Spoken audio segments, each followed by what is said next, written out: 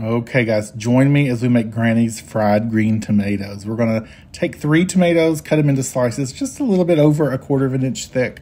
We're going to throw those onto a plate with a paper towel. And this is the important thing to remember, to salt them on both sides at this point. It helps bring out excess water, and then also helps the cornmeal have something to stick to. Granny swore by it, and so that's how I do it. All right, now we're going to go to the cornmeal mixture. We're going to use about 1 cup of cornmeal. This is a white cornmeal. And you'll see I'm not very exact when I measure it out. It's just enough to put it in the bottom of the bowl. And next are the 2 important parts to follow up with. And you'll see it's a consistent through this, salt. And don't come at me when you see how much salt is in this, because this is just the way it has to be. Okay, so we get that in there. We're going to stir it up to make sure it's all mixed nicely. And then we're going to go to the stovetop and get the heat going. This is actually one of Granny's cast iron pans that I still use, and I just love using this with her. And don't come at me with the Crisco. Look, this is the only way she did it. She swore by it, and so this is the only way I do it, because why do you change something that works? We're going to put enough Crisco in there so that when it melts, it's going to be about half the thickness of your tomatoes.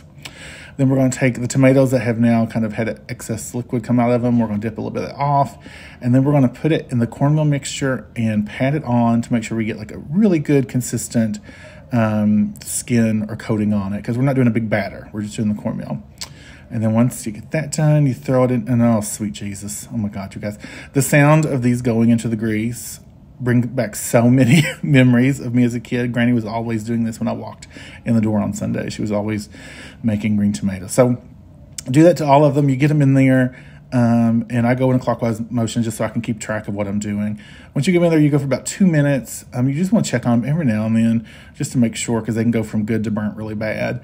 And then, oh, yep, okay, perfect. Oh, geez, God, these are so good. Listen, when I was making these for this video, I got so excited. I got a little distracted. Oh, Lord. It's a miracle I didn't make a mess.